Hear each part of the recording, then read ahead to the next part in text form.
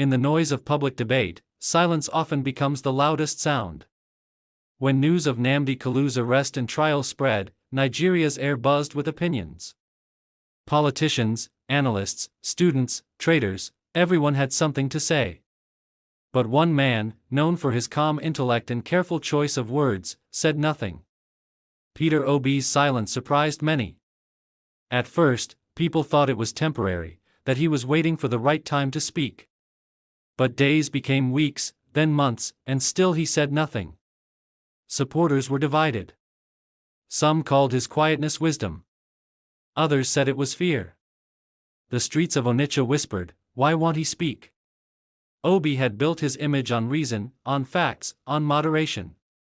Yet this was not just another issue. The Kalu case had stirred emotion, touching deep questions of justice and identity. To speak could unite, or divide, millions. Inside quiet offices, his aides discussed statements that were never released. Each line they drafted seemed to carry a hidden risk. And so, he kept listening. When asked by reporters, he smiled gently and moved to other topics: governance, economy, and the youth. People noticed, and his silence began to take on a life of its own. Some said it was strategy. Some said it was respect. But one thing was clear: silence had become his message. Across Nigeria, the reactions to Obi's silence grew louder than any speech. On radio talk shows, callers argued fiercely. "He's smart," one insisted. "He refuses to be dragged into tribal politics." Another countered, "Leaders must speak when it matters. Silence is weakness." On social media, hashtags trended daily. Videos, memes, and opinion clips filled timelines. The Nnamdi Kalu case had become a symbol, and Obi's silence, a mystery. Meanwhile, he went about his work, speaking at economic forums, meeting business leaders, encouraging young Nigerians to build, not destroy. To observers, it seemed deliberate. He was refusing to let a single issue define him. Analysts speculated endlessly. Some claimed foreign partners advised caution. Others believed his silence was self-protection, a refusal to alienate either side of a divided country. But to those close to him, the reason was simpler. They said he valued timing. That he believed not every opinion must be aired in the heat of emotion. Still, the pressure was real. Newspapers ran daily headlines, searching for hidden meaning in his body language. Cameras followed him, hoping for an off-guard comment. None came. In the midst of Nigeria's loudest debates, one man's quietness became the country's most discussed sound.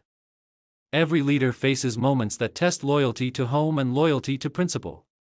For Obi, that test came in this silence. As a son of the East, he understood the emotions surrounding Nnamdi Kalu. He knew the pain, the history, the tension. Friends urged him to stand with his people, to say something that would show solidarity. But as a national figure, he also knew the cost. Any word of sympathy might be branded as division. Any criticism might be seen as betrayal. In that dilemma, he found only one safe space: silence. In private conversations, he spoke of patience and perspective. When a nation bleeds, he said, leaders must not sharpen knives with words.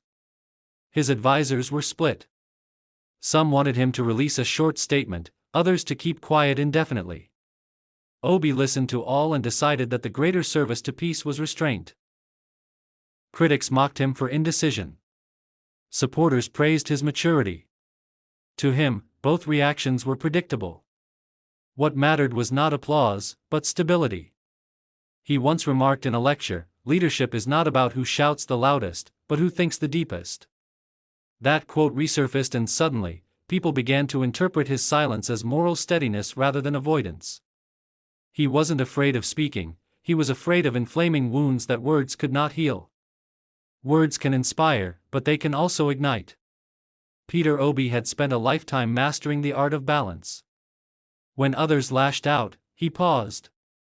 When asked bluntly by reporters why he avoided the topic, he smiled.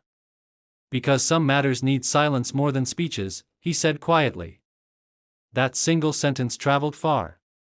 Supporters framed it as wisdom, critics saw it as evasion. Yet it showed a principle he had lived by, that leadership requires discipline, especially of the tongue. In private, he kept updated with every twist of the case. He was not ignorant. He simply refused to make the matter about himself.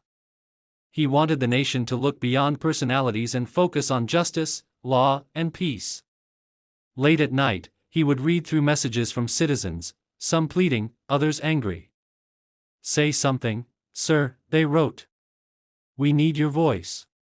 But he knew that sometimes, the most responsible voice is the one that stays quiet until it can heal instead of harm.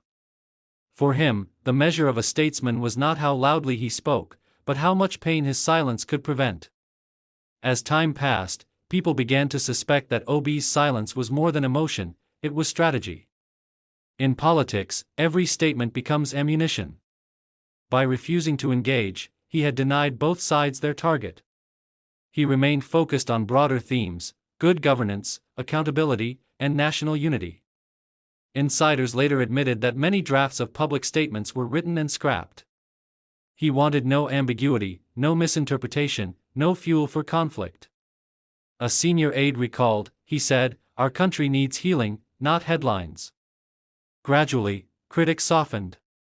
Even those who disagreed with his quietness began to respect its consistency. While others shouted for relevance, he stood apart, unshaken. Commentators started calling his silence a form of quiet diplomacy. He had kept faith with his supporters without provoking the system. It was, they said, the balance of a man who understood both politics and humanity. Behind the calm exterior lay calculation, not manipulation, but foresight. He believed that storms end faster when leaders stop competing with thunder. And so, his silence endured, not empty, but deliberate, not weakness, but willpower. Months turned into years. The case continued through the courts, the debates slowed, and public attention shifted elsewhere. Through it all, Peter Obi never broke his silence. And strangely, that silence became one of his most defining traits.